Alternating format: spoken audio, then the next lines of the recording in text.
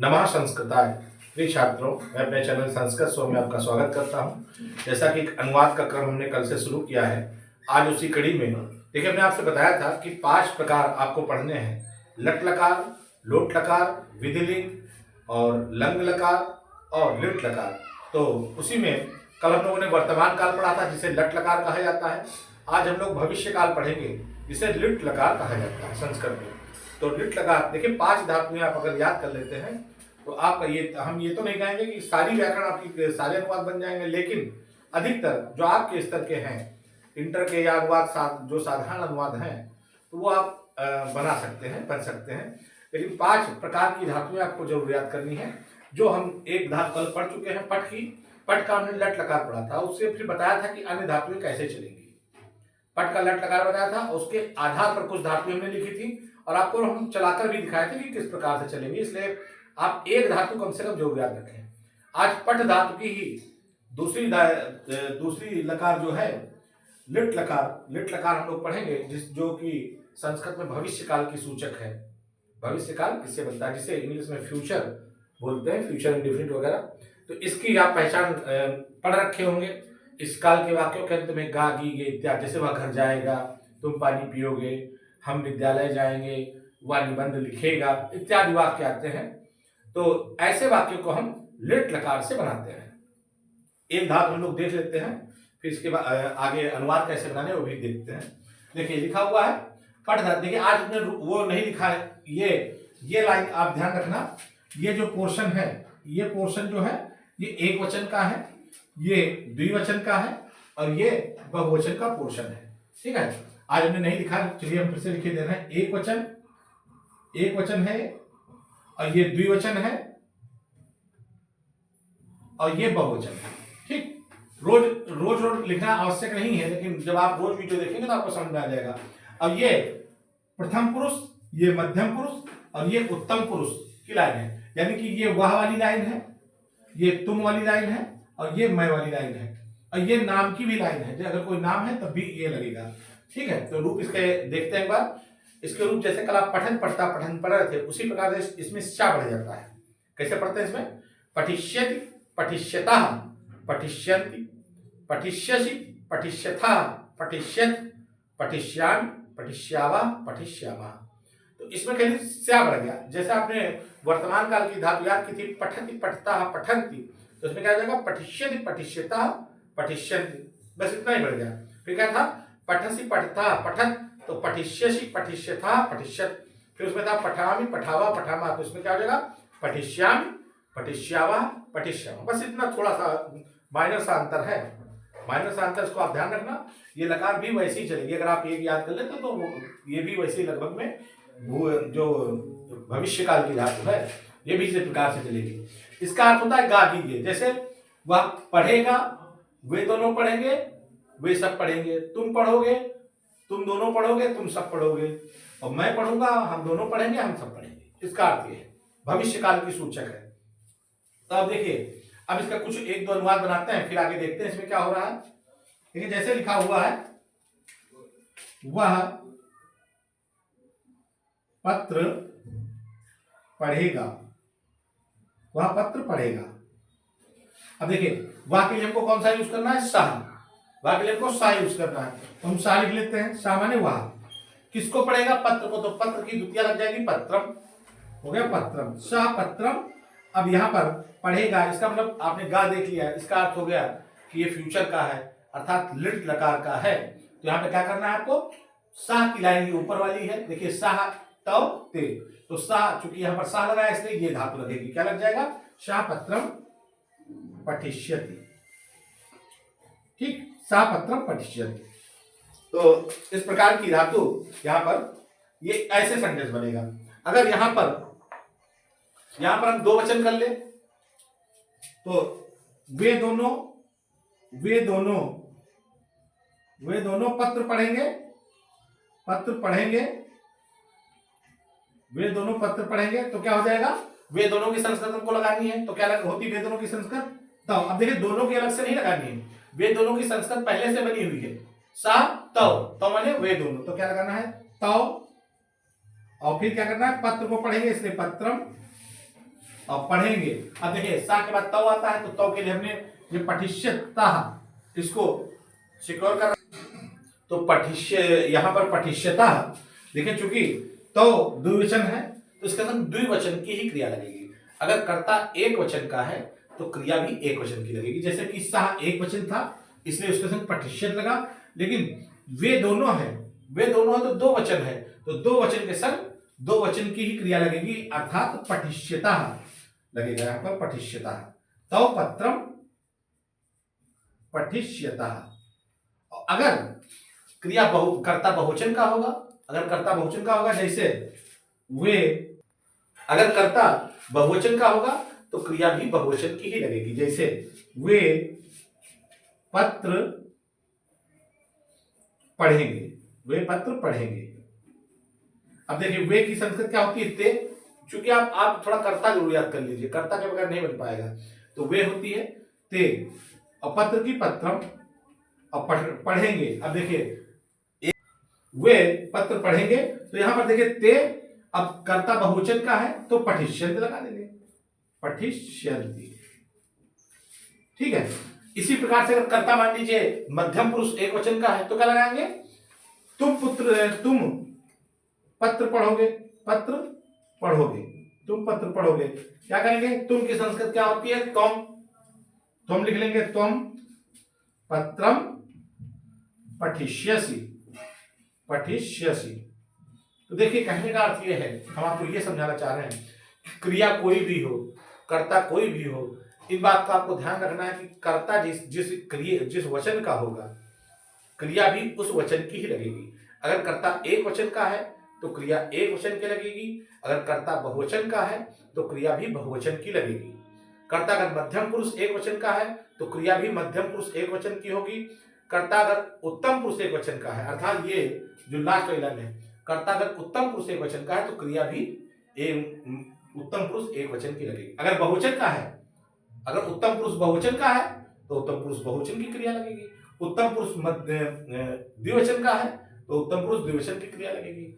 इसीलिए यहाँ पर 9 कर्ता हमने आपको बताया था, 9 क्रियाएं भी बताई हैं। तो पठिष्यति पठिष्यता पठिष्यन्ति, पठिष्यसि पठिष्यता पठिष्यत्, पठिष्यामि पठिष्यामः पठिष्यामः। कुछ धातुएं हमने यहाँ पर लिख रखी हैं, क्योंकि बच्चों का अक्सर रहता है कि सर एक धातु हो तो याद कर लें, 50 धातुएं हैं, वैसे तो सैकड़ों धातुएं हैं, लगभग 4000 करीबन, कहाँ तक याद की जाए, तो ऐसा नहीं, 4 सारी नहीं याद करनी होती है।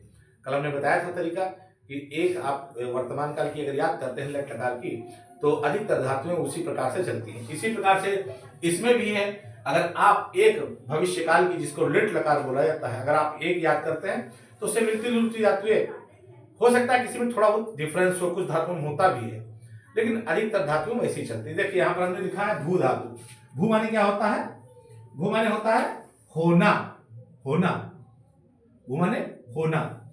ठीक। गम माने जाना,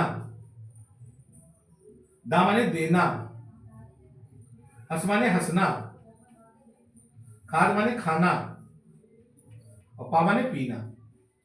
अब इनकी क्रियाएं हम कैसे चलाएं, देखिए भू है तो ये देखिए ये मूल धातु है, इस मूल धातु से लकारें बनी हुई है, इसलिए मूल धातु हम बताते हैं। पेपर में भी मूल धातु ही पूछी जाती है, उसका रूप आपको चला करके बताना होता है अपने आप। तो देखिए भू धातु जैसे पठिष्यति है, उसका क्या बनेगा, भविष्यति भविष्यतः भविष्यन्ति भविष्यसि भविष्यथः भविष्यत् भविष्यामि भविष्यावः भविष्यामः। जैसे पठिष्यामि पठिष्यावः पठिष्यामः, ऐसे भविष्यामि भविष्यावः भविष्यामः। गम है तो गम मूल धातु है, गम मूल धातु, तो गम मूल धातु है, तो गम में क्या करना है आपको, इसका रूप चलेगा गमिष्यति। जैसे पठिष्यति है तो ऐसे रूप चलेगा गमिष्यति गमिष्यतः गमिष्यन्ति गमिष्यसि गमिष्यथः गमिष्यत् गमिष्यामि गमिष्यावः गमिष्यामः। ठीक। उसके बाद में दा है, दा हमने बताया कुछ धातुएं थोड़ा डिफरेंट होती हैं, तो दा का रूप जो है ददा, देखिए आपका इसका रूप चलता है वर्तमान में ददाति दत्ता ददति, लेकिन जो आपका लिट लकार है भविष्य काल है, इसमें रूप चलता है दास्यति दास्यतः दास्यन्ति दास्यसि दास्यथः दास्यत् दास्यामि दास्यावः दास्यामः। ये थोड़ा अलग है, थोड़ा सा अलग है, शायद इसमें नहीं लग रहा है। अब देखिए हस है तो हसिष्यति हसिष्यतः हसिष्यन्ति हसिष्यति हसिष्यथः हसिष्यत् हसिष्यामि हसिष्यावः हसिष्यामः। हसिष्यसि, हसिष्यथा, हसिष्यत, ठीक है। अब देखिए खाद है तो क्या चलेगा, खादिष्यति, खादिष्यतः, खादिष्यन्ति, खादिष्यसि, खादिष्यतः, खादिष्यत, खादिष्यामि, खादिष्यावा, खादिष्यामा। उसके बाद पा है, इसका भी थोड़ा डिफरेंट है, इसका पिबिष्यत नहीं चलेगा, इसका थोड़ा अलग चलेगा। इधर चलेगा पाश्यति, पाश्यतः, पाश्यन्ति, पाश्यसि, पाश्यतः, पाश्यत, पाश्यामि, पाश्यावा, पाश्यामा। इस प्रकार से इनके थोड़ा थोड़ा डिफरेंट है, तो इनके अलग अलग थोड़ा रूप से देंगे। अब इनके हम लोग एक एक अनुवाद ना कर देख ले, देखिए सेम ऐसी बनी है जैसे इसके बन रहा है। बस आपको कर्ता और क्रिया का ध्यान रखना है, कर्ता जिस वचन का है उसी वचन की क्रिया आपको लगानी है, अनुवाद गलत नहीं होगा। कर्ता अब पता चले अब लगाए पड़े हैं, कर्ता आपका सा है और लगा पड़ा है उत्तम पुरुष बहुवचन की क्रिया, उत्तम पुरुष एक वचन की क्रिया लगा दो तो गलत हो जाएगा। संस्कृत बहुत बंधी हुई सटीक भाषा है, इसमें कुछ आप ये नहीं, इसमें आपको पूरा शब्द कहने की नहीं जरूरत है, ठीक है। अगर आप यहाँ पर आप ये कहते हैं पठिष्यामा, सिर्फ आप इतना बोल दे पठिष्यामा, तो इसका मतलब हो जाएगा मैं पढ़ूंगा, इसका पूरा का मतलब हो जाएगा मैं पढ़ूंगा। हाँ सॉरी, यहाँ हम है ना, बहुवचन है वयम, तो इसका मतलब हो जाएगा हम पढ़ेंगे। और यहाँ पर अगर आप कहते हैं पठिष्यामि, तो इसका अर्थ हो जाएगा मैं पढ़ूंगा। इसका पूरी बात लिखने का आवश्यकता नहीं होगी। तो ये बहुत बंधी हुई भाषा है, तो इसमें सब कुछ बंधा हुआ है, जिस वचन का कर्ता होता है उसी वचन की क्रिया लगाते हैं। और ये एक वचन, द्विवचन, बहुवचन, और ये प्रथम पुरुष, मध्यम पुरुष और उत्तम पुरुष, इन बातों का आपको विशेष ध्यान रखना है। अब सबका एक एक उदाहरण देख लेते हैं ताकि क्लियर हो जाए, अन्य चीजें भी क्लियर हो जाए जो इनके उदाहरण है। जैसे यहाँ पर कौन सा है, इसका एक एक उदाहरण देखते हैं। जैसे भू, गम, दा और हस और खाद, इनका उदाहरण हम देख रहे हैं। तो इसको पहले थोड़ा मिटा देते हैं इससे, उसके बाद में उदाहरण बनाते हैं। ये थोड़ा सा स्वेप कर देते हैं।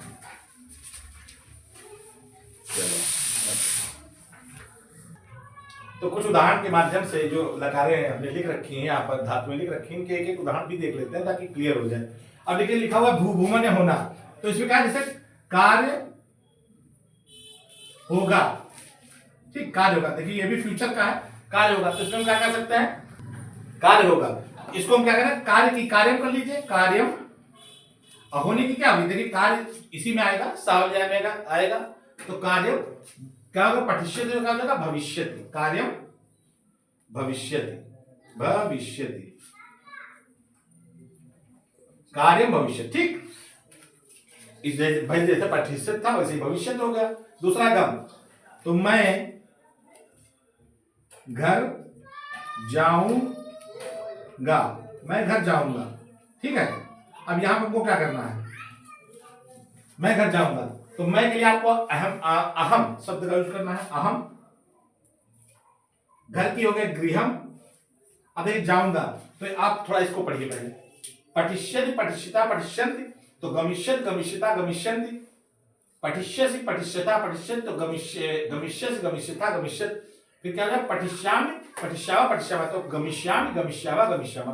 तो अब यहां पर क्या लगेगी, पठिष्यामि थी तो क्या हो जाएगी, गमिष्यामि, ठीक है। इनको ध्यान रखकर बनाना है, अहम गृहम गमिष्यामि। उसके बाद में देना, तो वह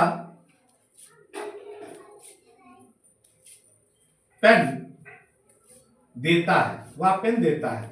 अब इसमें हमने ये नहीं लिखा कि किसको देता है, अगर वो लिख देते तो कारक का वाक्य हो जाता, और कारक चूंकि हमने अभी पढ़ाया नहीं है, तो अगर हम ये लिख देते वह गुरु को पेन देता है, तो इसमें वाक्य में फिर हमको कारक का यूज करना पड़ता। तो आप चूंकि हम आपको भले पता हो कि क्या बनेगा, लेकिन हम चूंकि अपने स्तर से पढ़ा रहे हैं, शुरुआत से पढ़ा रहे हैं, तो हम इस बात का ध्यान रख रहे हैं कि भी हमने आपको कुछ नहीं पढ़ाया है, तो कारक के अनुसार हम नहीं बताएंगे।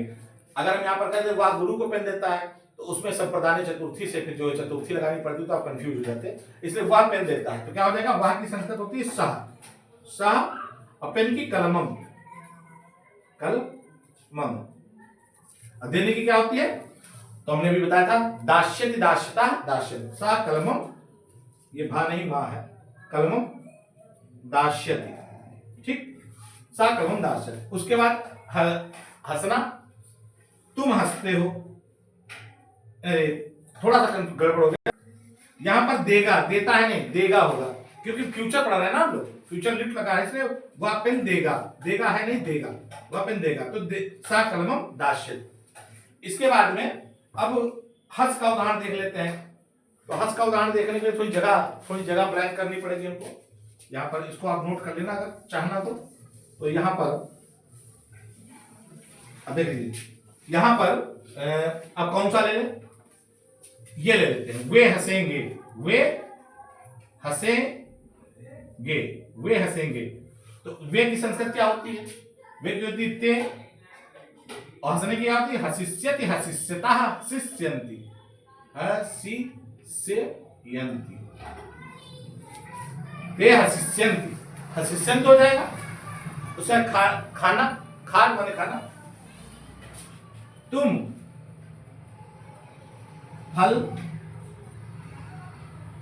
फल खाओगे, खाओगे। अब देखिए फ्यूचर क्या लिख रहा है, तुम फल खाओगे। ये हमारी राइटिंग में आ जाना, राइटिंग हमारी बड़ी गंदी है, इस बात का हमेशा ध्यान रखना। ये मत एक्सपेक्ट मत करना कि गुरुजी बड़ा अच्छा लिखते हैं, हम अच्छा नहीं लिखते हैं, अपनी तारीफ नहीं कर रहे हैं, गंदा लिखते हैं, आपको समझना उसी में है। तुम फल खाओगे, तुम की संस्कृत होती तुम, फल की फलम, तुम फलम।